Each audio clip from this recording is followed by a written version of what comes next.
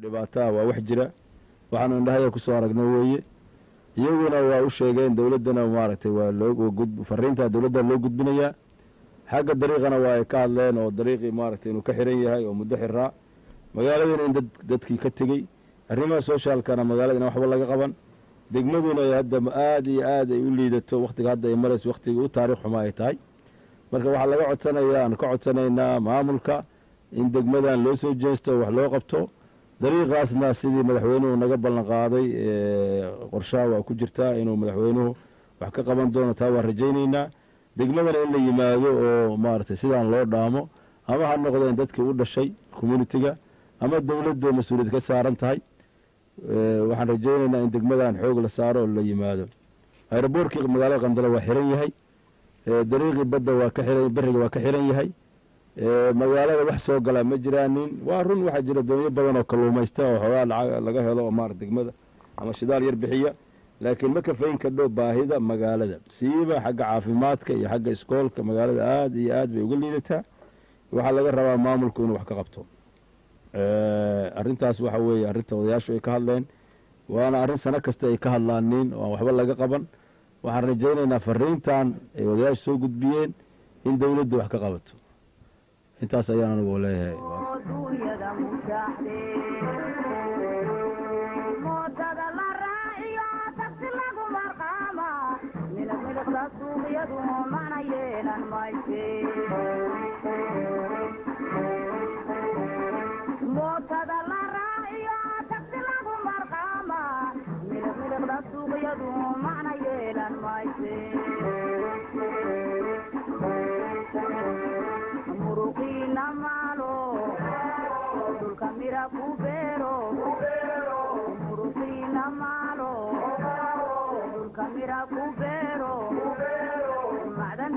dahabka muujiya wanaaga hay muujiya wanaaga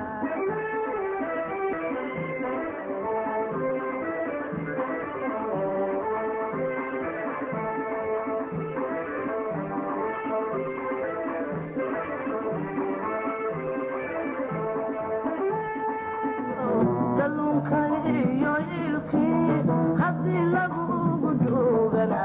gacalka aan ku haystaa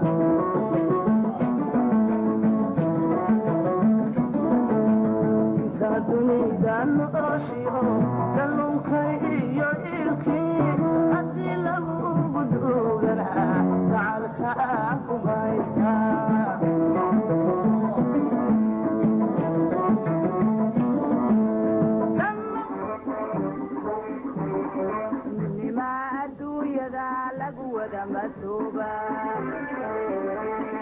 hadumaan ku laban yahay dadku malama yeeshenimaa adduunyada lagu wada masuuba hadumaan ku laban yahay dadku malama yeeshe midigtuba miciin male hadday bidixdu maqan tahay waa laba mataano hawsha maamulaaye midigtuba miciin male hadday bidixdu maqan tahay waa laba mataano hawsha maamulaaye muruqiina maalo dhulka mira ku beero muruqiina maalo dhulka mira ku beero macdanta dahabka muujiya wanaaga hay muujiya wanaaga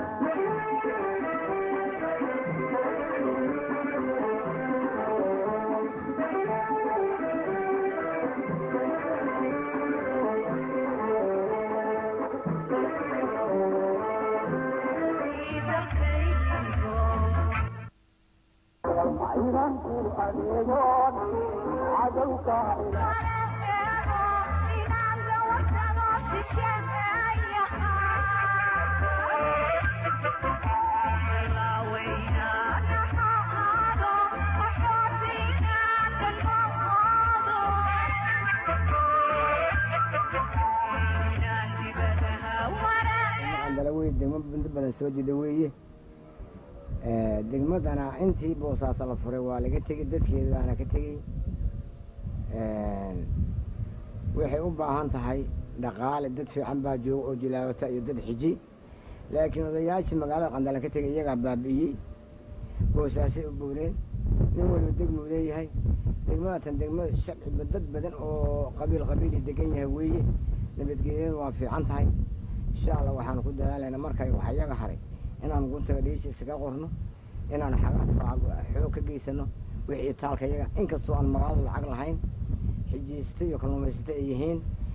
yacni karaanka iyaga waxaan gaaraynaa inaan haddii alla yar wax ka qabsano ama xoog geyno ama xoolo aan urino geyno ama dhaqaal geyno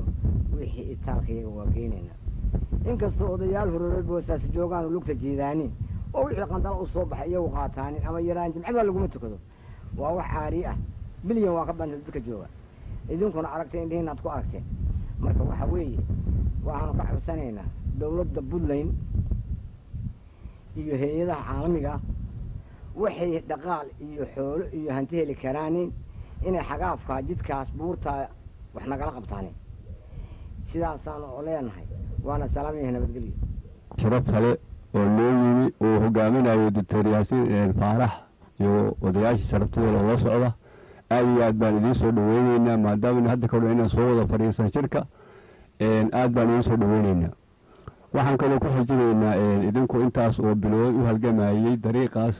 oo naftiina iyo maalkiina iyo dantiina usii daayey isaga maahay aad iyo aad baan idinku hambalyeyneynaa annaguna waa idinkula jiraa gacan iyo maaragtay oraab ah xoog iyo xirfaba ah waan idinkula jiraa waan ka shaqaynaynaa haddeerna gacan baan idinku siinaynaa tiyada kaleeto waxaanu fariin idinku sii dhaweyna aad naga gaarsiinaysaa nin madaxweynaha maamul goboleedka puntland maxamuud muuse xirsi oo ku magacdheer cadda muuse waxaad naga gaarsiinaysaa madaxweynaha inuu dariiqa aanu gacanta rag iyo dumar ku xaajeyno faraha ku xaajeyno inuu naga caawino gacan naga siibaa fariinta naga gaarsiinaysaan odayaashu waxaanu raajinahay dariiqaas madaxweynaha maamulkoo israacsan oo dhan idinkoo faraha kula jira ciddii noo maqan oo dhan annaga kulliba waxaanu jecelahay inaynaan ka soo harin ilaa aynu dariiqaa furno heer kasta aynu ku qaato aanu gacan iyo nafay maal kulliba aanu ka geysanayno waanu raajina taas intaasa kaga baxaya tan degmada hadda waad ujeedaan degmadii idinkaaba ka hadlay warbixin uma baahna degmadu hadda waa degmo iska burbura waxqabaday u baahan tahay wax kale u baahan tahay maanta ma jirto ciddii wax u qabanaysa waxay u baahan tahay degmadu in wax loo qabto oo dhinaca arrimaha bulshada dhinaca dhaqaalaha dhinaca badda bad iyo beriba dariiqyada in loo soo jeesto dadkeedu u soo jeesto baanu raajinahay wasalaamu calaykum waraxmatullahi wabarakaatu dhammaan waxaan salaamayaa odayaasha nooyi waftiga yaasiin oo doctor yaasiin faarax cartan doctor yuusuf galan iyo inta kale oo la socota oo meesha noogu timi dhammaan waa salaamayaa salaan kadib waxaan idiin sheegayaa degmada qandala idinka maanta warbixin ugama baahnin sababtoo ah waxa weye indhihiina ku aragteen qaabka loo shaqeynayo iyo sida xaaladu tahay iyo dadka meesha joogaba waxaan kaloo idiin sheegaynaa annagu haddaan nahay dadka ku nool degmada qandala maamul goboleedka puntland mid hore iyo mid dambe wax laga soo gaaray 17 sano oo burburka ahaa inaysan jirin